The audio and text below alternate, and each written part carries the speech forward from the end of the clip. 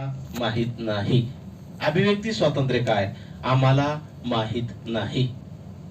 मित्रांनो, 26 जानेवारी 1950 पासून या देशात प्रजासत्ताक दिन साजरा केला जातो, ज्याला काल 26 जानेवारी 2024 रोजी 75 वर्ष पूर्ण झालेले आहेत. 15 ऑगस्ट 1947 ला देश स्वतंत्र झाला.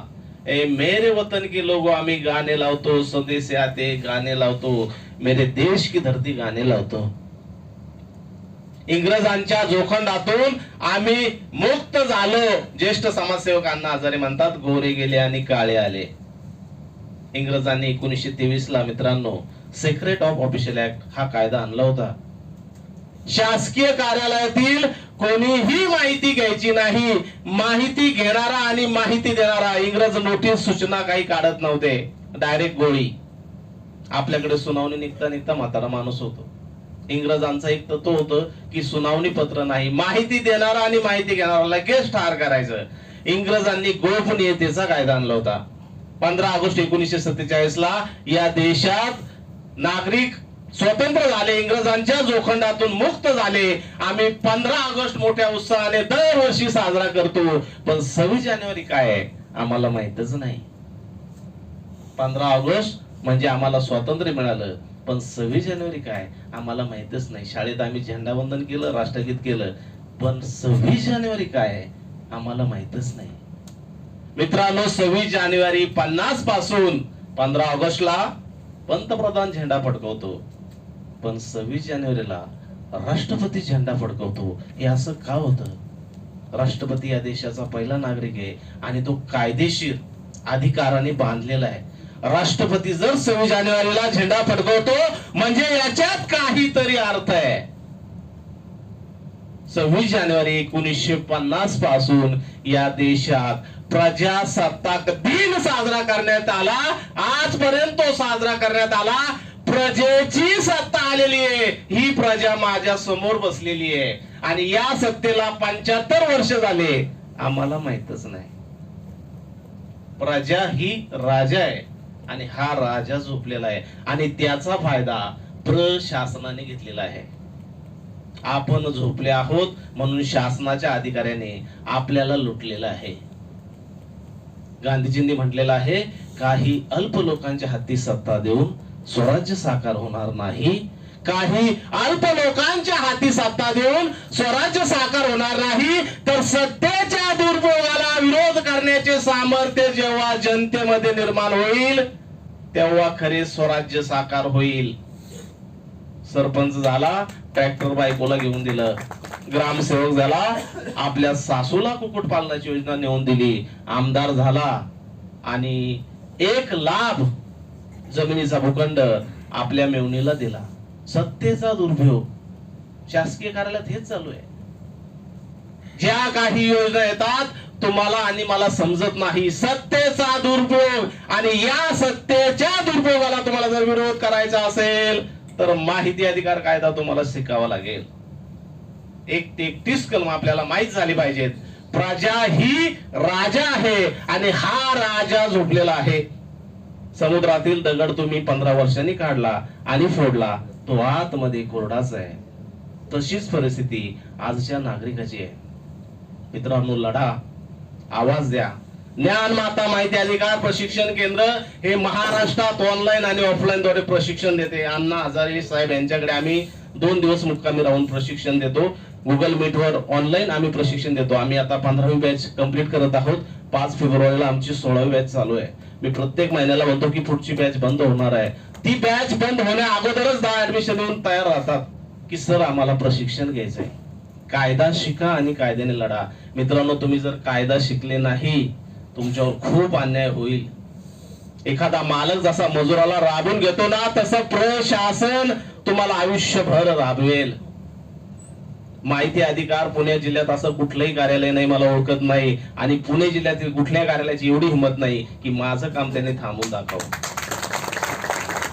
माहिती अधिकाराचा वापर करून आपण सह्याद्री हॉस्पिटलमध्ये 4 लाख रुपये बिल शून्य केलेलं आहे. माहिती अधिकाराचा वापर करून आपण केम हॉस्पिटलमध्ये 2 लहान मुलावर 2,30,000 एका मुलावर 2,30,000 खर्च झालाय. तिथे फक्त 10,000 आपण भरायला लावलेले आहेत. अहमदनगर जिल्ह्यामध्ये आनंद ऋषी हॉस्पिटलमध्ये एका गरीबावर 64,000 रुपये त्याच्याकडून वसूल करण्यात आले. 3 दिवसात त्याचा डिस्चार्ज झाल्यावर 64,000 रुपयाचा चेक फक्त इथे आपल्या एका कॉलवर त्याच्या घरपोच केलेला आहे. ही कायद्याची ताकद आहे आणि हे आपण केलं पाहिजे. कायदा आपण शिकला पाहिजे. काही 1 वर्षापूर्वी ससून रुग्णालयात एका पेशंटला मी भेटायला गेलो. माहिती अधिकार कार्यकर्ता आजारी पडला म्हणून भेटायला गेलो. मी आणि खंडू सर त्यांना भेटायला गेलो. भेटून झाल्यानंतर खंडू सर त्यांच्या घरी गेले आणि मला ऑफिसला जायचं म्हणून मी नो एंट्रीतून निघालो. कारण लवकर जायचं म्हणजे शॉर्टकट पाहिजे. माझंही चुकलं होतं की रस्ता हा नो एंट्रीचा आहे, वन वे आहे, इकडून जायला नाही पाहिजे. मी गेलो आणि अचानक अडचणीतून कसा साप बाहेर येतो तसा पोलीस बाहेर आला. आता करायचं काय? पोलिसांनी मला धरलं. तुम्ही नो एंट्रीतून आले. म्हटलं वा, मला माहित नव्हतं पण तुम्ही सांगितलं चांगलंय नो एंट्रीतून. म्हटलं मी फिरून जातो. नाही म्हणे आता फिरून जायचं नाही, आता तुमच्याकडून दंड वसूल होणार. म्हटलं वा, पोलिसाचं सर्वात आणि प्रायव्हेटवर काम चालतं दंड वसूल करणं. एखाद्याचा मोबाईल हरवला ना कधी तपास करणार नाही, एखाद्यावर अन्याय झाला ना कधी रिप्लाय देणार नाही, पण दंड मात्र त्वरित वसूल करतील. असे महाराष्ट्राचे पोलीस आहेत. आणि पोलिसांनी मला सांगितलं की सर मला तुमचा फोटो काढायचा. म्हटलं माझा का काढायचा? नाही म्हणे तुमच्या गाडीचा काढला तुमचा येणारच. आता ट्रॅफिक चलननुसार ते फोटो अपलोड करावा लागतो. तो फोटो अपलोड केल्यानंतर आपल्याला फाईन लागतो. मी सांगितलं की साहेब मी पेशंटला भेटायला आलो, रिक्वेस्ट करतो की मला जाऊ द्या. इथून पुढे मी तर असं म्हणतो चालणार नाही. पोलीस ऐकायला तयार नाही. नाही मी तुमच्याकडून दंड घेणार. म्हटलं सर माझ्याकडून चुकलं, ऑफिसला जायचंय. मी जर उशीर झाला तर माझी ऍबसेंटी लागेल आणि ऍबसेंटी लागली तर मला माझा बॉस ओरडेल. पण पोलीस ऐकायला तयार नाही. आता करायचं काय? आपल्याला तर दंड द्यायचा नाही. पोलिसांनी अडवलं आणि सांगितलं की आता मला तुझा फोटो काढून अपलोड करायचा आहे. मी तुझ्याकडून रोख पैसे घेत नाही. ते चलन तुला घरी येईल, तू भर तेव्हा भरायचं भर. मी पोलिसांना म्हटलो तुम्ही माझा फोटो घेणार आहात, मला पण तुमचा फोटो घ्यायचा. पोलीस म्हटला माझा फोटो तू का घेणार? मी म्हटलं तुम्ही माझा फोटो का घेणार? तो पोलीस म्हटला तू नियमात नाही, तू नियम मोडलेला आहे आणि नो एंट्रीतून तू चाललेला आहे, तुला दंड लागणार आणि म्हणून मी तुझा फोटो घेणार. मीही पोलिसाला म्हटलं पोलीस अधिनियमानुसार तुमच्या शर्टच्या उजव्या बाजूला नेम प्लेट पाहिजे, हाही नियम पाहिजे. तुम्ही माझा फोटो घ्या, मी 500-600 रुपये भरेल, पण मी तुमची आयुष्याची नोकरी खाईल यात मात्र खंत नाही. पोलीस महाशय मला म्हणाले तू माझा फोटो घेऊ नको, मीही तुझा फोटो घेत नाही, तूही जा आणि मीही जातो. याला म्हणतात कायद्याची ताकद. मित्रांनो कायदा आपण शिकला पाहिजे. प्रशासनाला आपण जाब विचारला पाहिजे आणि आपण जाब विचारत नाही. घरातील मोलकरणीने भांडे घासले नाही म्हणून तिला जाब विचारतो.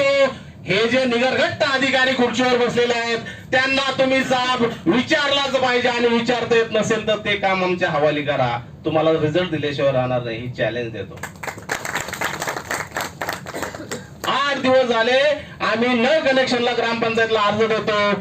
अर्ज देऊनही पाणी येत नाही. एक माहितीचा अधिकार अर्ज लावा, दुसऱ्या दिवशी जर कनेक्शन जोडलं नाही तर बघा. मी ICICI बँकेकडून होम लोन घेतलं आणि 2 वर्ष झाले. 2019 ला मी फ्लॅट घेतला आणि सबसिडीच आली नाही. आणि पंतप्रधान आवास योजनेअंतर्गत 2,67,000 सबसिडी होती. अनेक जण बँकेत जाऊन भांडतात सबसिडी येत नाही, सबसिडी येत नाही, बँकेशी वाद घालतात. बँकेचं काम आहे की ती KYC कंप्लीट करणं आणि PMY साईटवरती अपलोड करणं, त्याचा ID जनरेट करणं हे बँकेचं काम आहे. बँकेचं काम फक्त डॉक्युमेंट सबमिट करणं, दुसरं बँकेचं काम नाही. 2019 नंतर 2021 पर्यंत मला सबसिडी आली नाही. पंतप्रधान कार्यालयाला 10 रुपयाचा RTI केला. जन माहिती अधिकाऱ्यांनी माहिती नाकारली. अशी काही माहिती आमच्याकडे नाही. ही माहिती आम्हाला दिसत नाही. मी घाबरलो नाही. कलम 19(1) मी प्रथम अपील केलं. 45 दिवसामध्ये 2,67,710 रुपये माझ्या लोन अकाउंटला क्रेडिट झालेले आहेत. ही आहे कायद्याची ताकद आणि आपण कायदा शिकला पाहिजे. कायद्यामध्ये बऱ्याच काही गोष्टी आहेत. कायद्यामध्ये तुम्ही एखाद्या अधिकाऱ्याचं काम पाहू शकता. ज्या तुम्हाला वस्तू कार्यालयात येताना दिसतात त्याचा सॅम्पल घेऊ शकता, रस्त्याचा सॅम्पल घेऊ शकता. रेल्वेकडून आपण 16 वर्षात एकाही आरटीआय ऍक्टिव्हिस्टनी चिकन बिर्याणी मागितली नाही. रेल्वेकडून आपण चिकन बिर्याणी मागितलेली आहे आणि रेल्वे अधिकाऱ्यांनी ती दिलेली. ही आहे कायद्याची ताकद. माहिती याचा अर्थ कोणत्याही स्वरूपातील कोणतेही साहित्य. शासकीय कार्यालयात जेवढ्या वस्तू तुमच्या डोळ्याला दिसतात तेवढ्या वस्तूवर तुम्ही आरटीआय करू शकता. तुम्ही अंध आहात, शासकीय कार्यालयात जेवढ्या वस्तूला तुम्ही हात लावू शकता तेवढ्या वस्तूवर आरटीआय करू शकता. तहसीलदार गरम गरम दूध पित असेल तर त्याला दूध पिताना सुद्धा ठसका लागला पाहिजे, कारण दुधात मिरची मसाला काही नाही, त्या दुधावर आरटीआय लावा. हे दूध आलं कुठून, याला शासनाने किती फंडिंग दिलं आणि कार्यालयात दूध पिण्यासाठी शासनाचे काय नियम आहेत हे विचारलं पाहिजे. प्रजा ही राजा आहे. You are owner. तुम्ही मालक आहात आणि हे लोकसेवक आहे तो तुमची सेवा करण्यासाठी आणि आपल्याला यांच्याकडून कामे करून घ्यायची आहेत. आपण शासकीय कार्यालयाला भेट देत नाही. कार्यालयात माहिती अधिकाराचा फलक आहे हे आपण पाहत नाही. लोकसेवा हक्क आहे का हे आपण पाहत नाही. कार्यालयात अंमलबजावणी होती का नाही हे आपण पाहतच नाही. मित्रांनो, शासकीय कार्यालयाला ज्या दगडविटाच्या भिंती आहेत या दाखवायला दगडविटाच्या भिंती आहेत, पण माहिती अधिकार कायद्यामुळे त्या काचेच्या भिंती झाल्या आहेत. सर्व काही पारदर्शक झालं पाहिजे. तुम्ही मालक आहात, तुम्हाला हिशोब विचारण्याचा अधिकार आहे. तुमच्या करातून शासनाचा कारभार चालतो. देश चालवतो जनतेचं मत आणि जनतेचा कर आणि जनतेच्या करातून शासनाचा कारभार चालतो. आमदार सांगतो एवढ्या निधीतून आम्ही ही कामं केली, खासदार सांगतो एवढ्या निधीतून आम्ही कामं केली. तुम्ही कामं केलेली नाहीये, पैसा आमचा आहे, कर आम्ही पे केलाय आणि म्हणून ही कामं आमची आहेत. प्रत्येक ग्रामपंचायत मध्ये, महानगरपालिकेमध्ये करोडो रुपयाची उलाढाल होते, पण प्रजा ही राजा आहे. राजा विचारत नाही, राजा झोपलेला आहे. मित्रांनो, आपल्याला जागरूक राहावं लागेल. नुकतंच 75वा स्वातंत्र्य दिन सादर करताना मुख्यमंत्र्यांनी घर घर झेंडा हे ब्रीद वाक्य काढलं. आपल्याला घर घर माहितीचा अधिकार पोहोचावा लागेल आणि तेव्हा हा महाराष्ट्र जागरूक होईल. 1766 मध्ये स्वीडन देशामध्ये हा कायदा आला. 1766 ला तुमचा आणि माझा जन्मही नव्हता. 1990 पर्यंत 13 देशांनी हा कायदा लाभवला आणि 90 पर्यंत 13 देशामध्ये हा कायदा आला. फक्त भारतात कायदा आला नाही, कारण भारताच्या राजकारण्यांना हे नको होतं की ही पब्लिक जागा होईल. आणि जे जे माहिती अधिकार कायद्याचा वापर करतात त्यांना खूप रिस्पेक्ट आहे. आता गौतम सरांनी सांगितलं की त्यांना एवढा रिस्पेक्ट दिला जातो की मोठमोठे अधिकारी त्यांच्या घरी येतात. हे कशामुळे? माहिती अधिकार कायद्यामुळे. मित्रांनो, 1997 ला तामिळनाडू या राज्याने पहिला माहिती अधिकार कायदा आणला आणि आज तुम्हाला सांगतो तामिळनाडू राज्यामध्ये द्रविड मुन्नेत्र कळघम या पक्षाने कायदा आणल्यानंतर आजही तोच पक्ष सत्तेवर आहे. ही कायद्याची ताकद आहे. जनतेला आम्हाला हक्क देणारे कायदे पाहिजेत. आणि तामिळनाडूत बीजेपी किंवा काँग्रेस येत नाही, तामिळनाडूमध्ये डीएमकेच येतो. तुम्ही तामिळनाडूत किती प्रचार करा, किती पैसे वाटा घर घर, तिथे डीएमकेच येतो. ही आहे जनतेची ताकद. 2004 पर्यंत महाराष्ट्रात तसेच इतर राज्यामध्येही 12 राज्यांनीही हा कायदा राबवला होता आणि 12 राज्यांनी या कायद्याची अंमलबजावणी केली. तामिळनाडूमध्ये हे माहिती अधिकार कायद्याचं वादळ आलं आणि दुसरी राज्य जागरूक झाली. ज्येष्ठ समाजसेवकांना हजारे यांनी यावर आसूड उगारला आणि उपोषणाचा मार्ग राबवला आणि 15 जून 2005 ला एपीजे अब्दुल कलाम यांच्या स्वाक्षरीनंतर या देशात माहितीचा अधिकार कायदा आला. कायद्याची स्थापना 15 जून 2005 आहे. बरेच जण 12 ऑक्टोबर 2005 सांगतात. तुमच्या जनरल नॉलेज साठी सांगतो, 12 ऑक्टोबर 2005 कायद्याचा जन्म नाही. कायद्यानुसार 120 दिवसात सेक्शन 4 अद्ययावत करायचा होता. यू कॅन काउंट 15 जून 2005, त्याचं मीटर थांबतं 12 ऑक्टोबर 2005. 120 दिवस काउंट होतात. सेक्शन 4 प्रत्येक कार्यालयात अद्ययावत करायला सांगितलेला आहे. कलम 4 अद्ययावत झाला पाहिजे आणि तो तुम्हाला आणि मला पाहिजे आहे. दरवर्षी 1 जानेवारी आणि 1 जुलैला सेक्शन 4 अद्ययावत झाला पाहिजे. 1 ते 17 बाबी आपल्याला तोंडपाठ पाहिजे आणि 1 ते 17 बाबी आपल्याला जाऊन चेक करायच्या आहेत. शेतकरी जसा बाजारात आपली भेंडी, आपली वांगी, आपली टोमॅटो, आपली बटाटे, आपला कोबी, आपली कोथिंबीर, आपली मेथी विकण्यासाठी खुली करतो, तशी माहिती खुली झाली पाहिजे. कारण ही जनता मालक आहे. माहिती खुली होत नाही. दर सोमवारी शासकीय कार्यालयात, राज्य शासनाच्या कार्यालयात दर सोमवारी सुट्टी आली तर दर मंगळवारी सोमवार 3 ते 5 माहितीचा बाजार भरवायचा आहे. अभिलेख खुले करायचे. हायकोर्ट असेल, महानगरपालिका असेल, ग्रामपंचायत असेल, पोलीस स्टेशन असेल, किती लोक जात नाही. आम्हाला आमच्या शर्टला प्रेस करायला वेळ नाही सर. त्या कार्यालयात कधी जाणार? उद्या सोमवार आहे. प्रत्येकाला आवर्जून गृहपाठ देतो की जवळच्या शासकीय कार्यालयात जा आणि माहितीचं अवलोकन करा. तिकडे अर्ज देण्याची गरज नाही, तिथे पैसे देण्याची गरज नाही, तिथे आयडी देण्याची गरज नाही. पण आपल्याला माहित नाही. प्रजा ही राजा आहे आणि हा राजा पेटून उठत नाही. तिसरं स्वातंत्र्य आपल्याला केव्हा प्राप्त होईल? जेव्हा घर घर माहितीचा अधिकार पोहोचेल. पहिलं स्वातंत्र्य आम्हाला 15 ऑगस्ट 1947 ला मिळालं. दुसरं स्वातंत्र्य आम्हाला 15 जून 2005 ला मिळालं. आणि 18 वर्ष कायद्याला पूर्ण झाले आहेत मित्रांनो. आजही कायदा पोहोचलेला नाही. प्रत्येक घरात मोबाईल झालेला आहे, प्रत्येक घरात इंटरनेट आहे, प्रत्येक घरात टू व्हीलर आहे, प्रत्येक घरात मोबाईल आहे, प्रत्येक घरात टीव्ही आहे, प्रत्येक घरात मिक्सर आहे, प्रत्येक घरात गॅस आहे. पण प्रत्येक घरात माहिती अधिकार कायदा नाही. आज आम्ही आमच्या प्रशिक्षणाचं शुल्क 800 रुपये ठेवलं. जे तुमचं गॅसचं शुल्क 905 रुपये, आम्ही त्याच्यापेक्षाही शुल्क कमी ठेवलेलं आहे. आमच्या गौतम सरांनी अनेक प्रशिक्षणार्थी जोडलेले आहेत आणि स्वतः दर ऑनलाईन प्रशिक्षणावर ते जॉईन होतात. कायदा शिकण्यासारखा आहे आणि कायदा खूप सुंदर आहे. तुमच्यावर कधीच अन्याय होणार नाही मित्रांनो. आपल्यावर जेव्हा अन्याय होतो ना, कोणी साथ देत नाही. हिंदीत सुंदरसं गाणं आहे, सुख के सब साथी दुःख में ना कोण. दुःख में ना कोण, तेव्हा दुःख में ना तुमचा माहिती अधिकार कायदा तुमच्या बरोबर आहे. आणि तुम्ही किती दुःखात अडचणीत असले तरी माहिती अधिकार कायद्याचा वापर करा.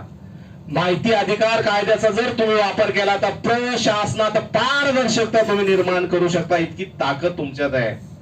माहिती अधिकार कायद्यामुळे बराचसा बदल शासकीय कार्यालयात होतो आणि ती ताकद तुमच्याकडे आहे. माझा बाप अधिकारी आहे, माझा भाऊ अधिकारी आहे, माझा मामा अधिकारी आहे. कलम 3 प्रत्येक नागरिकाला माहितीचा अधिकार. हे आपलं अभिव्यक्ती स्वातंत्र्य आहे. आपला बाप जरी जन्माहिती अधिकारी असेल तरी त्याला अर्ज द्यायला घाबरू नका, कारण हे माझं अभिव्यक्ती स्वातंत्र्य आहे आणि या अभिव्यक्ती स्वातंत्र्याचं आपण पालन केलं पाहिजे. आपण कायदा शिकत नाही, आपण अर्ज करत नाही. किती लोक अर्ज करतात. कलम 3 प्रत्येक नागरिकाला माहितीचा अधिकार. या देशातील प्रत्येक नागरिकाने जर आरटीआय केला, गावाची लोकसंख्या 5,000 आहे, 5,000 अर्ज जर ग्रामसेवकाच्या टेबलवर राहिले, तो सेवेत राहील का? काम करेल का? नागरिक अर्ज करत नाही. अर्ज किती करावे यावर बंधन नाही. अधिकारी सांगतात तुम्ही 2 केले, 5 केले, तुमचं लिमिट संपलं. No limit. आम्ही मेलो तरी आमच्या बोधक्रियेवर कार्यवाही करण्यासाठी, विधी करण्यासाठी ज्या वस्तू लागतात त्या वस्तूवर सुद्धा जीएसटी आहे. मेल्यानंतर तूप सोडलं तर त्या तुपावर सुद्धा जीएसटी आहे. म्हणजे सुटका नाही. आयुष्यभर आम्ही जशी अनलिमिटेड जीएसटी पे करतो तसे अनलिमिटेड अर्ज आम्ही करू शकतो. आणि ही आहे कायद्याची ताकद. कायद्याचा वापर आपण केला पाहिजे. माहिती अधिकार कायदा काय आहे? जेव्हा तुम्ही हा कायदा शिकणार आणि हा कायदा प्रशिक्षण घेणार, कायद्याचं प्रशिक्षण घेऊन कायद्याचा वापर करा. 2-3 अर्ज केले, 10 अर्ज केले म्हणजे मी आरटीआय ऍक्टिव्हिस्ट झालो असं नाही. ड्रायव्हरच्या हाताखाली कंडक्टरनं काम करून ड्रायव्हर होत नाही. त्याला ड्रायव्हरचं ट्रेनिंग पूर्ण करावं लागतं. प्रशिक्षण घ्या. ज्ञान हे सर्वात महत्वाचं आहे. डॉक्टर बाबासाहेब आंबेडकरांनी म्हटलेलं आहे, शिका, संघटित व्हा, संघर्ष करा. आम्ही संघटित होत नाही म्हणून हे शासकीय अधिकारी आमचा फायदा घेतात आणि माहिती अधिकार कार्यकर्त्याला विस्तृत करतात. आपली संख्या वाढली पाहिजे. आपण जर एवढ्यांनी संघटन केलं, आज आपण नगर रोडवर जर उभा राहिलो तर शासन आपली दखल घेईल. प्रजेमध्ये ताकद आहे आणि प्रजा ही पॉवरफुल आहे. आपण आपले हक्क कर्तव्य जाणून घेतले पाहिजे. काय आहे आरटी, राईट टू एज्युकेशन, काय आहे कायदा. RTS, right to public service, काय आहे कायदा. महिलांवर होणाऱ्या अत्याचारापासून संरक्षण 2005चा कायदा. काय आहे कायदा आम्हाला माहितच नाही. इंग्रजांचा सेक्रेट ऑफ ऑफिशियल कायदा काय आम्हाला माहितच नाही. आम्ही फेसबुक व्हॉट्सअपवर जास्त बिझी आहोत, पण कायद्याचं आम्ही वाचन करत नाही. तुम्हाला बाकी कायदे माहित नसले तरी चालेल, पण माहिती अधिकार कायद्याचा आपण वापर केला पाहिजे. माहिती अधिकार कायदा आपल्याला शिकावाच लागेल, तोपर्यंत तुमची प्रगती होणार नाही. आणि कायद्याचं प्रचार प्रसारण हे झालंच पाहिजे. देणाऱ्याने देत राहावे, घेणाऱ्याने घेत राहावे. देणाऱ्याने देत राहावे, घेणाऱ्याने घेत राहावे. देता घेता देता घेता देणाऱ्याचे हात व्हावे. आणि आपण आपलं ज्ञान इतरांना दिलं पाहिजे. माहिती अधिकाराचा प्रचार प्रसार आपण केला पाहिजे. आपण आपलं व्यक्तिमत्व कर्तृत्व लोकांना दाखवून देऊ नका. बडा बडा ही न करे, बडा न बोले बोल. बडा बडा ही न करे, बडा न बोले बोल. हिरा मुख से न कहे, लाख मेरा मोल. आणि हेच आपलं व्यक्तिमत्व माहिती अधिकार कायद्यातून आपल्याला दिसलं पाहिजे. जास्तीत जास्त कायद्याचा वापर करा. कायदा शिका, कायद्याने लढा. कुठल्याही शासकीय अधिकाऱ्याला सुट्टा रुपया देऊन लाचार होऊ नका, त्याला लाचार करू नका. त्याच्याकडून काम करून घ्या, तो तुमचा नोकर आहे. 2009ला 27 रुपयामध्ये जे लर्निंग लायसन काढायला 500 रुपये सांगितले होते, तिथे आपण 27 रुपयात 2009ला लायसन काढलेलं आहे पुणे आरटीओचं. हा आपला अभिमान आहे आणि ही आपली ताकद आहे.